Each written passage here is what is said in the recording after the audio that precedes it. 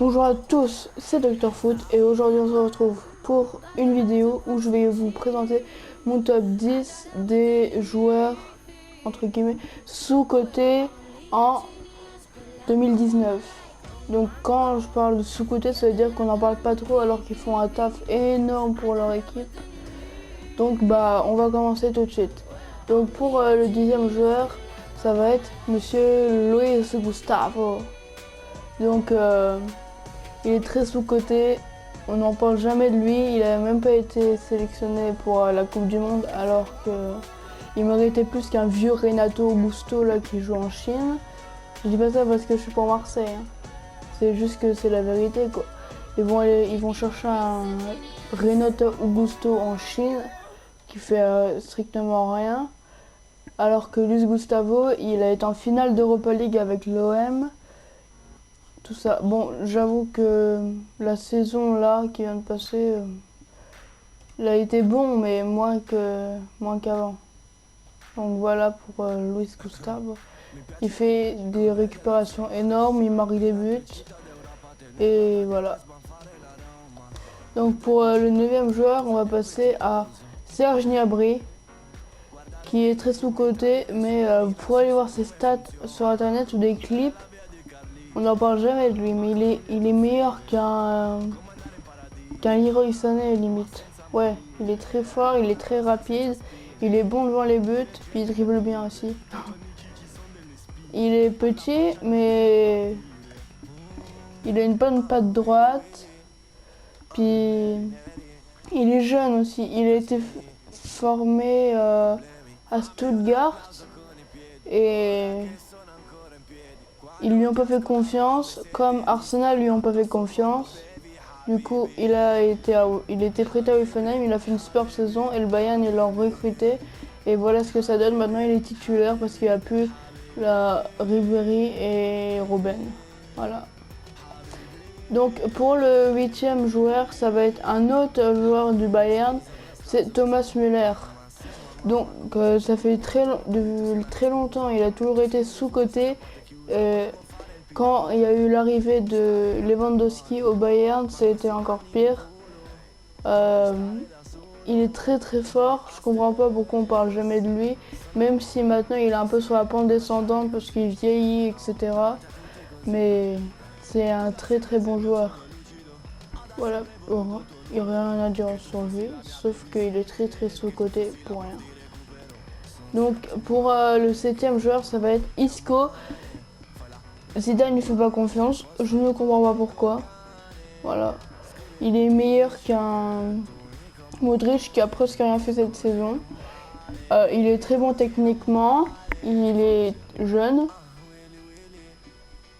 Et puis, en plus, il était sélectionné par la sélection espagnole. Voilà. Je comprends pas pourquoi Zidane l'utilise pas. Il préfère mettre un vieux Bale ou un vieux Modric, là. Même s'ils sont forts, mais ils sont moins forts qu'avant. Et il veut pas faire place à un peu plus jeune. Parce que Bale, ça vieillit. Modric, ça vieillit. Après, il y a Casemiro, ouais, qui est très très fort aussi. Pour le 6e joueur, on passe à Monsieur William Carvalho. Il a fait une superbe saison avec le Betis Séville. Voilà, il venait du Sporting Portugal qui avait perdu je ne sais combien de joueurs. Cette saison, il avait fait une saison énorme. Le Sporting Portugal, ils avaient perdu du Gelson Martins, de William Carvalho, Rui Patricio. Ils ont recruté Jérémy Mathieu. Voilà. Ça change le niveau. Même s'ils ont Bruno Fernandes, William Carvalho est un milieu de terrain très solide et je comprends pas. Il pourrait jouer dans un plus grand club que le Betis Séville, comme un club comme le Dortmund. Ça ferait un beau duo avec Witsel. Ouais, un très beau duo même. Putain de bouche de merde là. Donc pour le 5e joueur, ouais c'est ça, ouais. On passe à Alexandre Lacazette. un très bon attaquant. Je trouve qu'il mérite mieux qu'Arsenal, même si là, cette année, l'attaque, ça va être un truc de folie. Aubameyang, Lacazette, Pepe, déjà. Quand on voit le trio d'attaque, ouais, à mon avis, ça va marquer du 30 buts environ du Lacazette cette année. S'il est bien servi par Dani Ceballos, que j'aurais pu mettre dans ce top 10, mais que je n'ai pas mis. Voilà. Et si vous voulez un deuxième épisode, n'hésitez pas à me le dire dans les commentaires.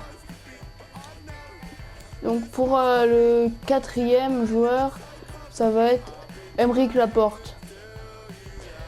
Pour moi, c'est meilleur que du Samuel Umtiti, Aymeric Laporte. Il a été en quart de finale de Ligue des Champions avec son équipe. Il a gagné la BPL. Il a fait une très bonne saison. Bon, les cartes sur FIFA, on n'en parle pas, hein, mais même s'il y a 94 de général, dans la vraie vie, on n'en parle presque jamais. Il n'est jamais sélectionné dans l'équipe de France par Didier Deschamps. Je pense qu'il aurait très bien servi pour la Coupe du Monde. Hein. À la place de l'anglais, je crois qu'il... Non, il n'était pas sélectionné, lui. Je me rappelle plus avec qui. À la place de... Même à droite, hein, à la place de Sidibé, ça aurait été bien. L'autre chèvre, là. Il est pourri, Sidibé. J'aurais plus préféré un Laporte à droite, quand même. Même s'il n'y avait pas VAR. Pour le troisième joueur, ça va être Sergio Busquets. Pour moi, le meilleur milieu de terrain à son poste. Il vient de la Masia. Bon, comme à peu près 99% des joueurs partis de Barça. Iniesta, Xavi, Busquets, il y avait Messi, il y avait Sergio Fabregas. En 2014, je crois que c'était Luis Enrique, il avait composé une équipe entièrement formée par la Masia. Valdés, Alba, Piqué, Messi, Iniesta, Xavi, Pedro, Busquets, Cesc Fabregas, Sergio Roberto, ou à droite, je sais plus trop il y avait qui, mais voilà. Meilleur milieu, bon, on va pas s'égarer, mais meilleur milieu de terrain sans poste. Meilleur que du Casemiro, que du Modric, je pense même. Même s'il a fait une mauvaise saison, ça reste un très bon milieu de terrain. Il vieillit, mais je pense qu'il peut encore faire 2-3 bonnes saisons. Bon, pour le deuxième et avant-dernier joueur, on retrouve Jan Oblak. Pour moi, ce gardien est meilleur que David De Gea ou Thibaut Courtois qui se prend 15 buts par match. Là. 15 buts en 2 matchs. Bon, pas à ce point, mais je trouve qu'il est meilleur Oblak. Il a été recruté du Benfica à Lisbonne en 2015 ou 2016, ou 2014 même. Je me rappelle plus. Il a pris la place de titulaire de Moya à l'époque. Enfin, à l'époque, ouais, il y a 3 ans quoi. Même pas, 2 ans. Ouais. Il a pris la place de Moya. Et là, c'est un gardien. Il est pas si. Ouais, il est grand quand même. Il est jeune encore. Il a 25 ans, 26 ans. Il est jeune. Il sauve l'Atlético parfois. Mais c'est pour moi le deuxième meilleur gardien du monde derrière le. Merde, comment il s'appelle? Alisson Becker.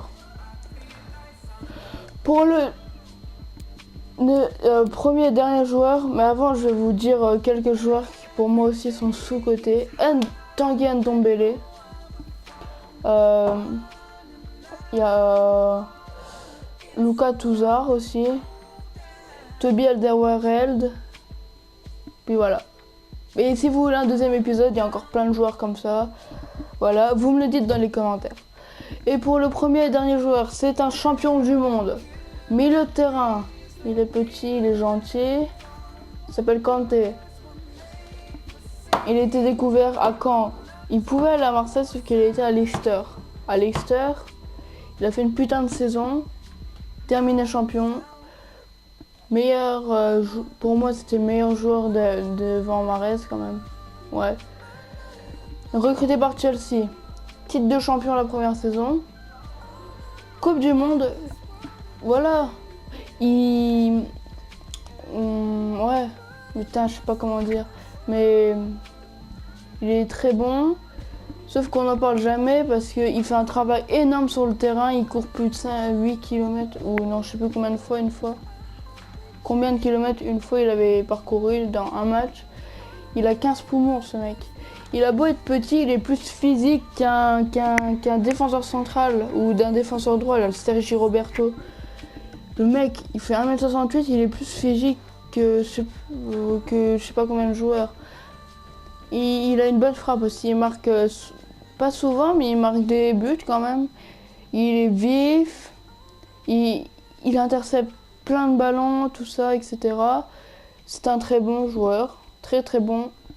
Meilleur milieu central devant du Modric. Bon, Modric, on va pas en parler, j'aime pas ce joueur. Il est trop surcoté, ballon d'or, tout ça, rien à foutre. Voilà. Bon, voilà ce que ça donne l'équipe. Bon, on pourrait mettre du Gnabry là, par exemple. Sauf que j'ai fait ça un peu nimp. Voilà. On va faire comme ça. On va replacer tout le monde. Là, on peut mettre Müller. Là, Lacazette. Puis voilà. Bon, il n'aura pas de défenseur droit, mais ça fait rien. Donc, si vous voulez un deuxième épisode, dites-le moi dans les commentaires. N'hésitez pas à liker, commenter, partager. Et surtout à vous abonner et la partager à vos potes, tout ça. J'aimerais au moins 5 likes sur cette vidéo, s'il vous plaît. Et dites-moi ce que je peux améliorer. Si j'ai un bon micro, tout ça. Ce que je peux améliorer. Et n'hésitez pas à vous abonner encore une fois. Et c'était Dr Foot. Ciao!